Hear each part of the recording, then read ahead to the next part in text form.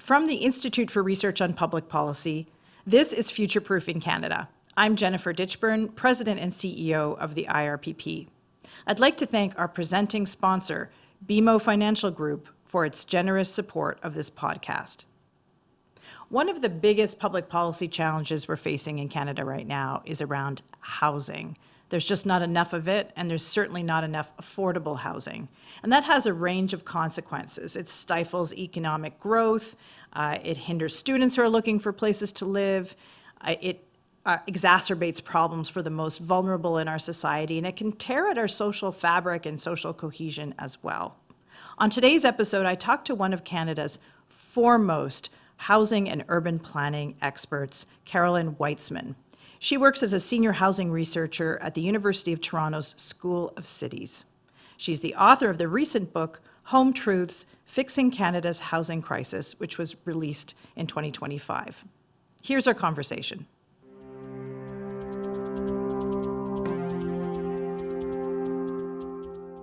Carolyn Whitzman, welcome to the podcast.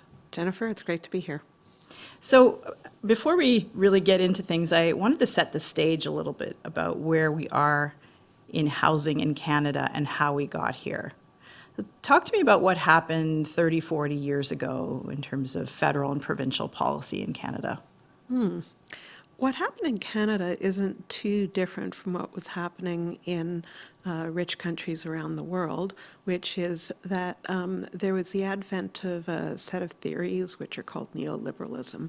And one of the notions was that the strong welfare state, which had been such an important part of the post-World War II landscape in so many countries, was beginning to be rethought in favor of private market solutions, and also devolution to the what's called subsidiarity, to the lowest possible level of government, which in many cases sounds cool, but in Canada, certainly the federal government has the most powers and the most revenue. So that devolution of responsibilities wasn't accompanied by any devolution of powers or revenue, so it didn't work terribly well.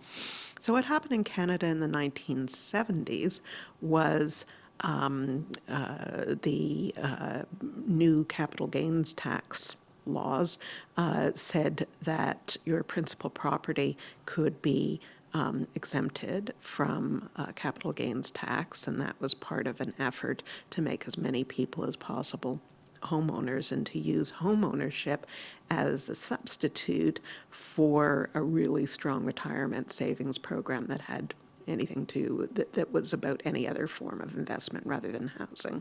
So more and more investment is starting to go into housing, both individual investment and investment of large companies. The second thing that happened from the late 1980s onward is that the federal government got out of the business of housing policy that it had been in since World War II, since the 1940s. So what we see in the early 1970s is the construction of purpose-built rental buildings just goes tanks, the partial substitution by condominiums. What we see certainly by the early 1990s, is that social housing essentially disappears. It was about 14% of all housing completions in the 70s and 80s. It goes down to less than 1% of housing completions, and it hasn't gone up much even under the National Housing Strategy. So it wasn't one particular act. It was a series of acts, and it was about propping up investment in home ownership and really fewer and fewer opportunities in the rental market, and certainly in the non-market rental market for low-income people to have the homes that they needed. When we talk about social housing, I guess non-market housing is another way of Yeah. putting it. We use a lot of words in Canada, which is sort of part of the, there's not really clear definitions, not really clear terms. In Canada, we often use community housing or nonprofit housing. Subsidized housing. Subsidized housing, exactly. So I just use the term non-market because the distinction to me is that it's housing for a social purpose, which is providing adequate homes, not for profit. So you could also call it nonprofit housing. Other countries have continued to build nonprofit, non-market housing. Well, there was a downturn in all kinds of countries, in the UK, even in the Netherlands. Yeah, certain countries, quite often I use the example, for instance, in my book of France, where during the 1990s, yeah, they devolved responsibility to the regions in France. There's 9 regions in France. By the end of the 1990s, they went, yeah, no. And in the year 2000, the federal government took back responsibility for housing, created targets for all municipalities of 20% being non-market housing, and developed a revolving infrastructure fund for housing that loaned out at low rates for long periods of time, which made non-market housing more feasible, and to very good effect. And that those targets have remained in place. In fact, in 2016, they were increased to 25% in a number of French cities. So there were countries bucking the trend, but definitely the sad story of Canada repeated itself in many other countries. Germany, for instance, with the, added wrinkle that the devolution of non-market housing happened at the time that the 2 Germanys were being united, and there was a lot of poorly maintained non-market housing in East Germany. So here we are in 2025, 2026. Where have we arrived now after those decisions that were taken in the 70s and 80s? We've arrived in a very bad place. Homelessness has gone up 25% in the last 2 years. Home ownership across Canada is between 2 and 3 times as expensive as it should be for middle-class families, let alone moderate-income families trying to buy their first home. And there's no city in Canada where someone earning minimum wage can afford a 1-bedroom apartment, let alone, if they're a single mom, a 2-bedroom apartment. So really low-income, moderate-income, median-income people are all suffering from the lack of affordable, adequate housing. The majority, in short, of Canada's population. Talk to me about the people that you're seeing in housing need. Maybe let's start with seniors. You have a report that just came out. Maybe you can tell us a little bit about that. So that report was published by ESDC just this month, and it's more of a statistical look at housing need, but we have to keep in mind that the proportion of seniors has been steadily growing. People are living longer than they did in the 1970s when these policies were made. So about 1 in 5 Canadians is over 65, about 1 in 4 if you count over 55. And in some provinces, all of the Atlantic provinces, for instance, it's 1 in 4, and it'll be 1 in 4 across Canada by probably 2041. And what that means is that when seniors have really constrained choices and there isn't the diversity of housing that's needed, then you end up with seniors who are homeless. And quite often the seniors who are homeless have not only physical health issues, but also may have declining memory, etc. So they have a series of complex needs that are going to be horribly exacerbated if they're homeless. Low-income seniors in rental housing are increasingly getting evicted into homelessness, but also people are living in houses that may not be appropriate for their needs. So there isn't, the huge amount that we need of, say, rental or smaller condominium type homes that are affordable for seniors that are either proximate to services, whether they be medical services or parks or places to walk or whatever, but also are, if there's very little in between being an empty nester in an owned home and being forced to move to assisted living or long-term care. And the thing is, in the 1960s, there was a lot of non-market, in fact, public housing that was built for seniors. And the idea was, well, seniors will live in them a couple of years and then they'll die. And then in the 1970s, there was this notion, oh, you'll sell off your home when you retire at, say, 65, and life expectancy was 75 for women, about 70 for men. So again, few years living off your savings and you'll die. But now people are, and this is good news, I think, the life expectancy is at least a decade longer. People are living into their 90s, in some cases into their hundreds, and there's no housing that meets their needs. So I think in some ways, seniors housing is just an example of where we failed because of lack of good housing policy. It's so interesting, as I feel I've had, I don't know, a dozen conversations on this topic with friends, Yep. Even just in the past few weeks, either finding somewhere for the parents to live or thinking about retirement and where are we going to live. And one of the I think that it's discussed more often in Quebec than other places, that one of the solutions that comes up sometimes is co-living or cooperative living or, different kinds of arrangements. You have a paper that you're working on for us at the IRPP on this, but can you talk to me a little bit about that? Like, what exactly is co-living?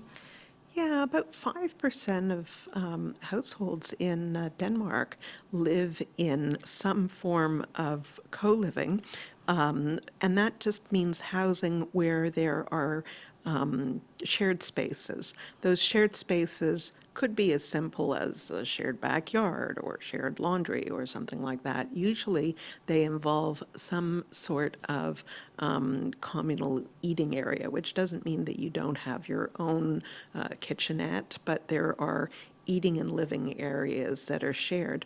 That's really important for two reasons. One reason is that it can be much more affordable housing, but the second reason is that we're starting to realize that social isolation is one of the biggest determinants of both physical and mental health, and it's really important as seniors age, particularly if they don't have children or if their children live elsewhere, that they have everyday interaction with people. It makes you healthier.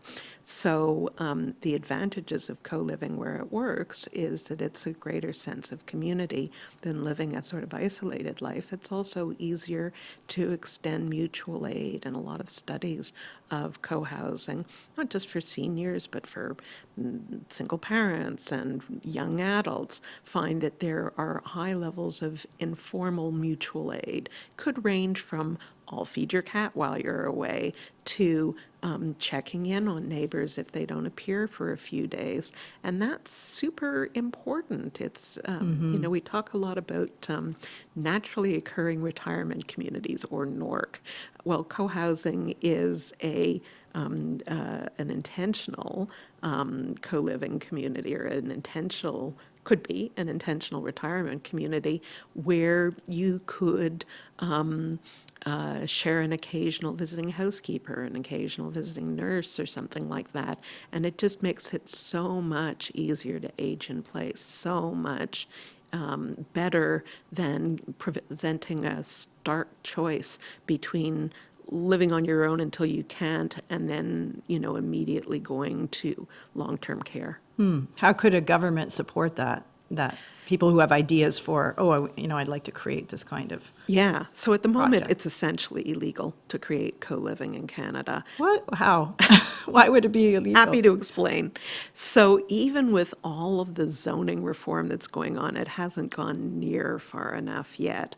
So co-living isn't classified as a particular type of living. Usually it gets lumped in, particularly if there's not a, private front door, as a rooming house. And rooming houses are only legal in certain parts of, very small parts of cities. So there's a lot of concern about unit counts, arguments about 4 units versus 6 units versus 3 units. I mean, we've heard that play out in Ontario and in other provinces.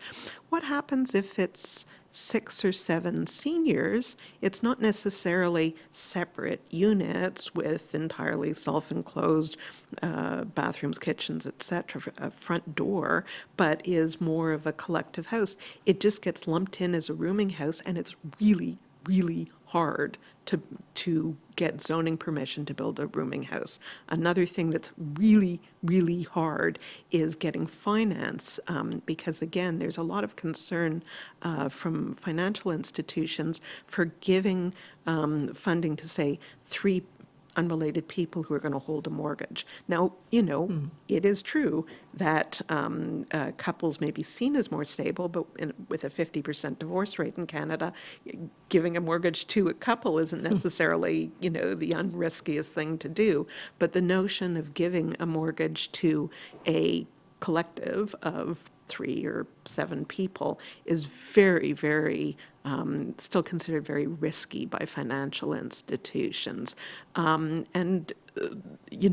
aren't the sort of design prototypes. I think that's absolutely the lowest concern. The biggest concern is that zoning still doesn't really allow co-housing. And so you find, for instance, Little Mountain, which is a relatively new co-housing development in Vancouver, it took years to get permission to build that. And it was, these were pretty cashed up people. It included Charles Montgomery, who's a famous urbanist, involved, and even with people who were definitely had the money, had the ability to co-design, act as their own developer.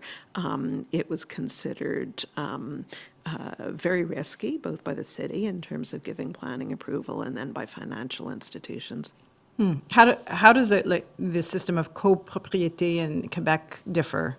That's where people own parts of one building. Yeah, that's a condominium model, and a condominium model it can be a bit costly to incorporate and may not be what 3 or 4 or 5 people necessarily the route they wish to take. But also, again, it has to do with the physical form of the building. If you're able to say, oh yeah, it's 5 distinct units, that's one thing. But if you're saying there's going to be shared outdoor space, there's going to be shared indoor space, it suddenly turns into more of an institution and becomes harder to legalize. And there are workarounds. Again, I talked about how about 5% of the housing in Denmark is co-housing. In Germany, and this is a slightly different concept, but citizen developers, group of citizens who get together and develop their own apartment building or whatever, but quite often that will have shared space as well, Baugruppen they're called. That's about 5% of the housing in Germany. So there's countries that have done the workarounds. Obviously, it would take national level zoning change, in some cases national level building code changes. Just to talk about building codes for a moment, because I'm a wonk and I get into this stuff. So this month in Vancouver, single egress buildings were finally allowed again.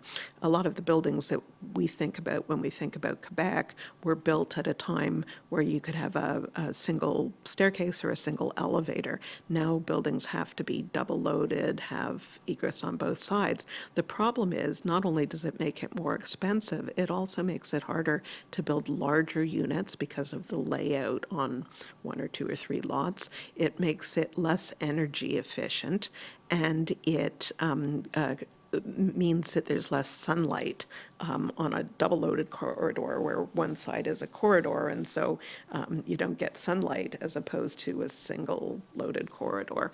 So without getting into the details, I just got into the details, but without getting more into the details, that's a huge win for small apartment buildings. And one of my minor irritations, again, having grown up in Quebec, is that the townhouse solution is very much favored, which are narrow little lots, narrow little buildings quite often that have a lot of staircases in them. I mean, I live in one of those units now. And I grew up in a flat where, it wasn't necessary for myself or my mother, but it was accessible. It was better for kids if you're worried about them falling downstairs. It also is better as you get older and less mobile. So my dream is making lots and lots of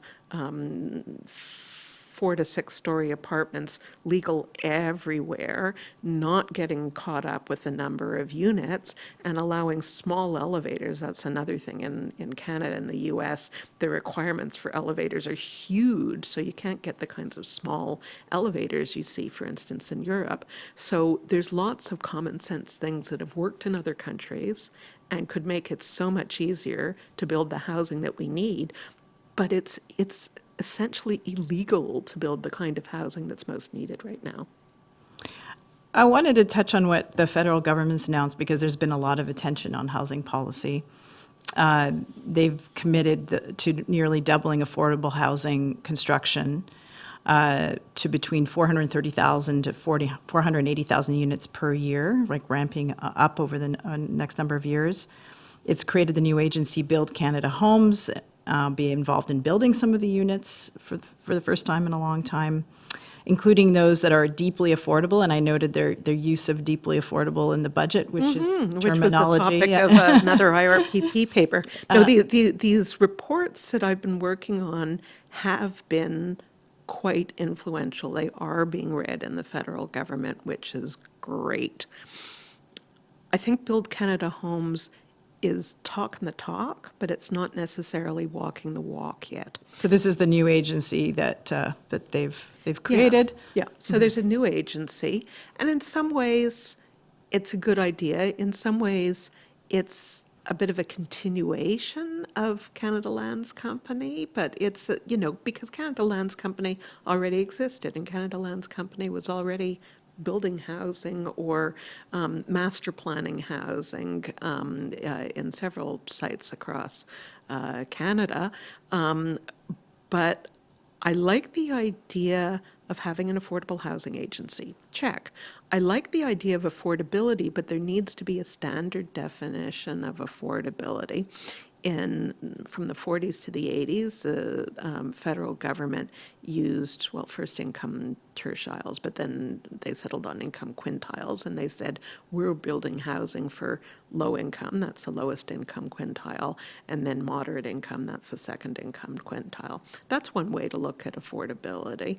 Another way to look at affordability is the methodology that the Housing Assessment Resource Tools project that we're involved in has created, which looks at proportion of area median income, which is the way the U.S. does it as well. So, we have a definition of very low income and moderate income. And these days, we also need to look at middle income people, median income. And that methodology has been adopted by the federal government in their required needs assessments by municipalities, which is great. It still hasn't been adopted into the definition of affordability for Build Canada homes or for federal policy in general. So we need to have a definition of affordability. It needs to refer to income categories. It probably, because of the depth of the crisis that we're in, needs to include the needs of low, moderate, and median income people, although it does need to recognize that the people who are most at risk of homelessness are almost all low-income folks. That's what we're talking about when we talk about deep affordability. And it needs to then look at government land. Really glad Build Canada Homes is looking at that. And finance. That's starting. There's still a ways to go. And construction innovation, definitely Build Canada Homes is looking at that. So check, check, check. Build Canada Homes is talking the talk. A recent report, released several weeks ago by the Parliamentary Budget Office, points out that at the moment, in Budget 2025, there is maybe 23,000 homes a year that will be supported through Build Canada Homes. And you said earlier, and definitely the current federal government said, we need to be building almost 500,000 homes a year. Right. So big gap between 26,000 and 500,000. So we aren't quite there yet. I'd say the biggest hurdle right now is finance. We aren't yet there with the combination of government finance and institutional finance and social finance that are going to make up those kinds of numbers.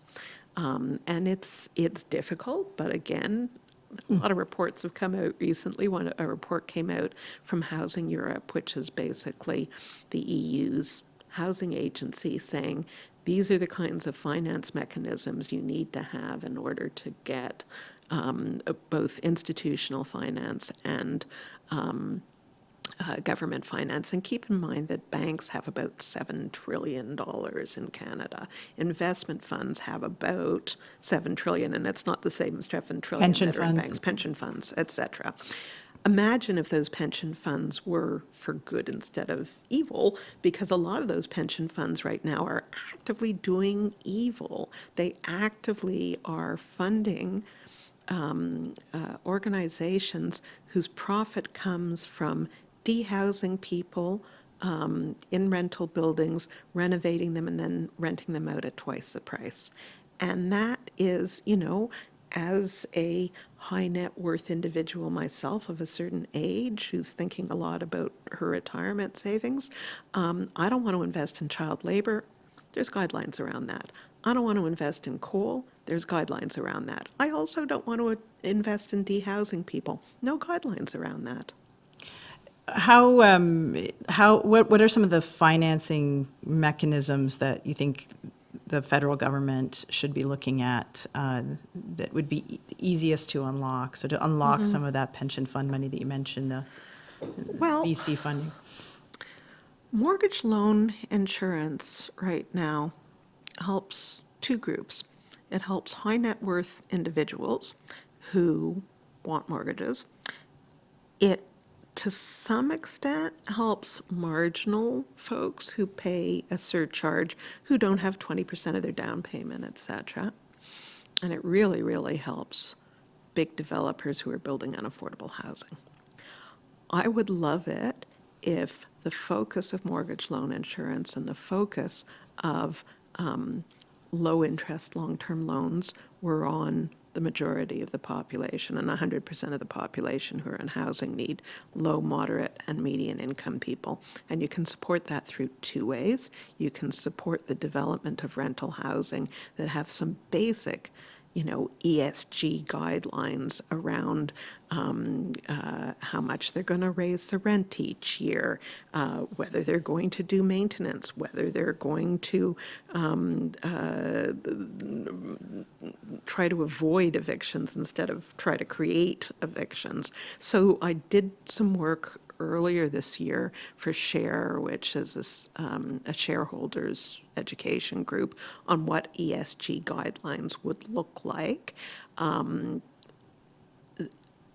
They could be voluntarily taken up as disclosures by developers, but what would be the advantage in them taking up these ESG guidelines if there isn't any kind of government support for building genuinely affordable housing and promoting non-market housing where evictions are far less likely, where rapid rent increases are far less likely, et cetera. So I think at a certain point, the federal government has to stop saying it's neutral. It's not neutral. It's supporting the financialization of housing and think more about its role in supporting the right decisions. And that might include, for instance, tax breaks for affordable rental or tax breaks for affordable home ownership building or acquisitions is something that's been talked about a lot. So money that would be in the form of loans, so the money would come back to the federal government in terms of non-market organizations taking over aging apartment buildings. There's about 500,000 units across Canada that are at risk of losing their affordability, and that's really where we're starting to see evictions into homelessness and part of the driver of homelessness going up so rapidly these days. So, you know, I think the federal government really needs to start looking at finance because it's so central. I would imagine that there'd be perhaps some way if you note that an apartment building in your community is about to be sold or at risk of being sold, and all the people in it would, face rent eviction. Montreal is doing that now. It's got the right of first refusal. So Montreal publicly maps and identifies areas where if an apartment building goes up for sale, the municipal government has the first shot at making a bid on that building for market price and turning it over to a non-market organization. It's very much ahead of the rest of Canada when it comes to that. Toronto has a acquisition program, multi-unit residential building MURB program.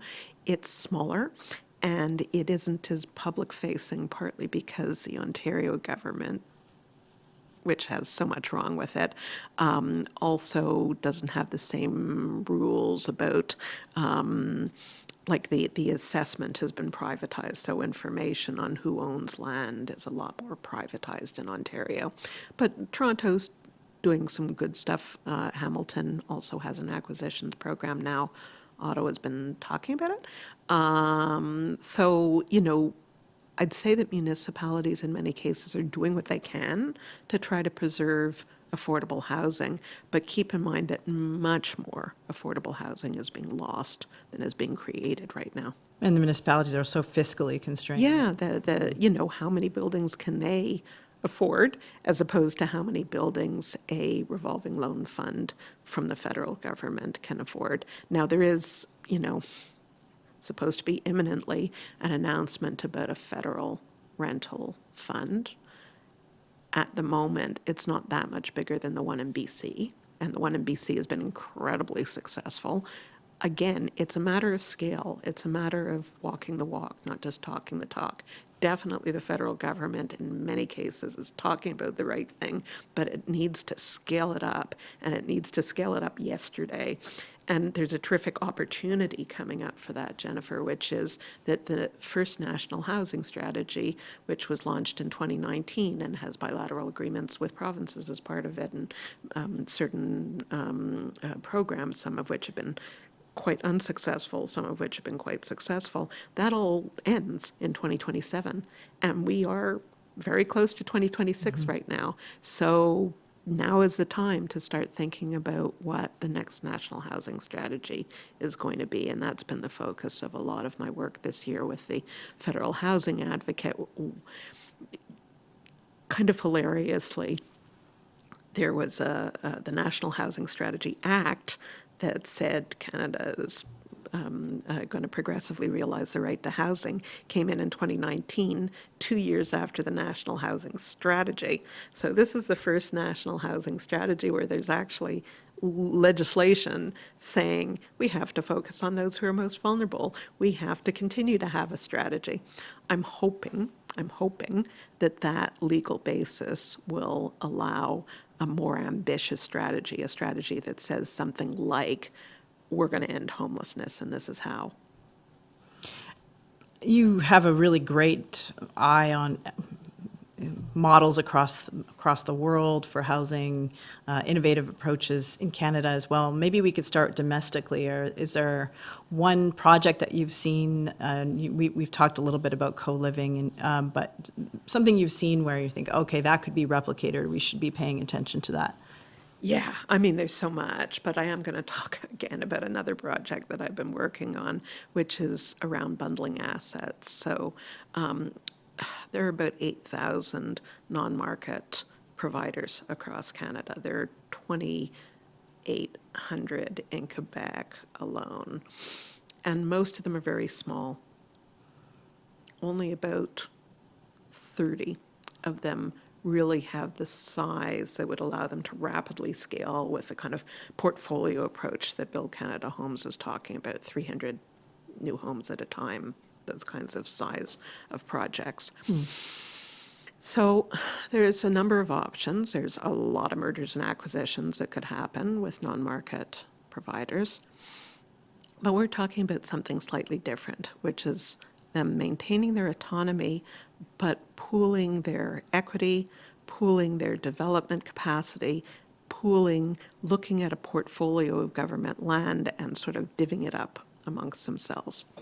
The best precedent of that is the BC Community Land Trust, which was set up by BC's co-ops in the early part of this century. But in 2012, they bid for 11 pieces of government City of Vancouver land, and they said, we're going to develop all of them. And in order to develop all of them, they worked with social services agencies, family poverty groups, supportive housing for people with mental health issues, and they developed that successfully, and that was the equity of about 40 co-ops and about 3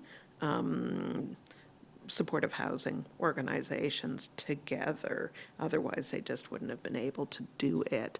And when the City of Vancouver put out these 11 plots, it expected there'd be there'd be separate bids for all of the 11 pieces of land, and the BC Community Land Trust said, no, we'll do them all, thanks, which I think is really exciting, because when you look at what saves money, scale matters a lot, and I think big developers know that, and big nonprofit developers haven't been a thing until very recently.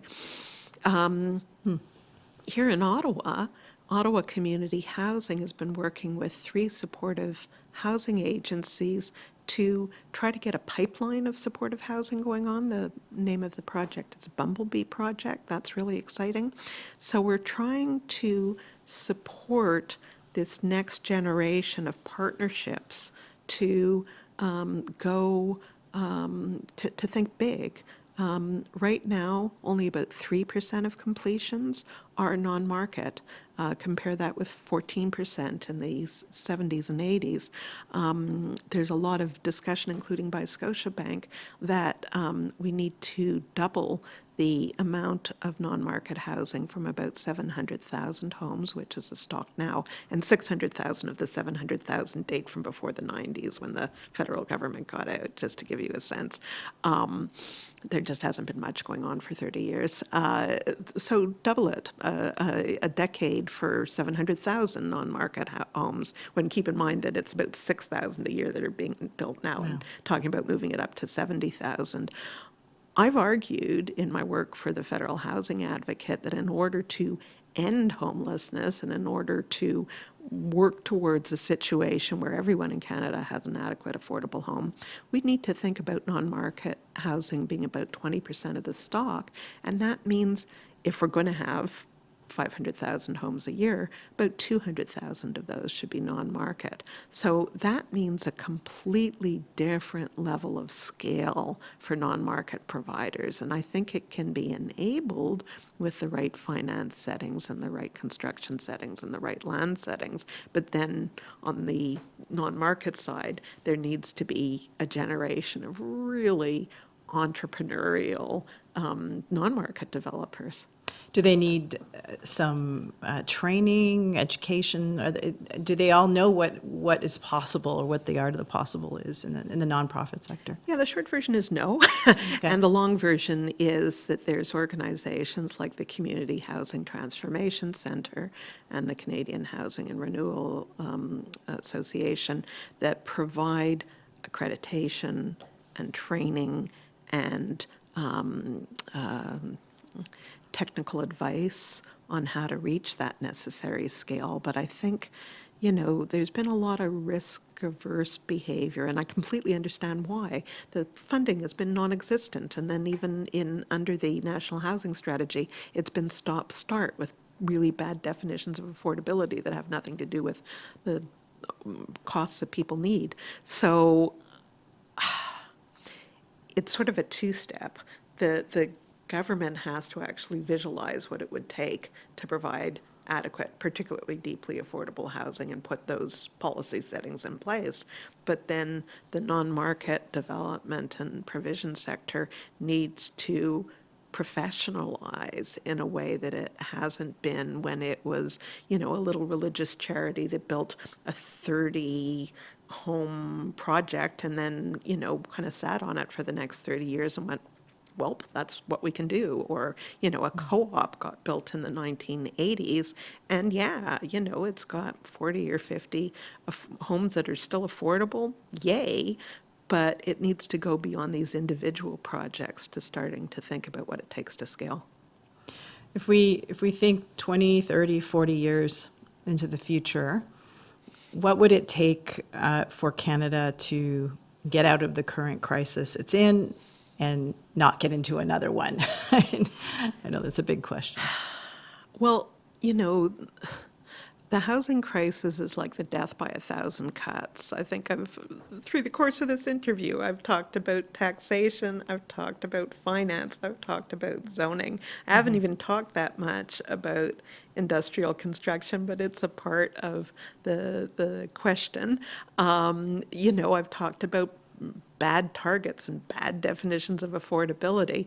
I think that the federal government would, and it's definitely moving in the right direction, but it would need to show leadership in terms of affordable and deeply affordable housing targets, in terms of the financing to enable that, in terms of, instead of taking a project by project approach, taking more of a portfolio approach. And as I say, it's moving in the right direction, but it still hasn't wrapped its head around how are we going to get the scale that we need. This isn't a time for prototypes anymore. We got prototypes. We've got great projects going on across Canada. We've got a Y building for single moms that went up in less than a year. In fact, we've got the whole rapid housing initiative that was extraordinarily successful in what it said it would do, rapid housing.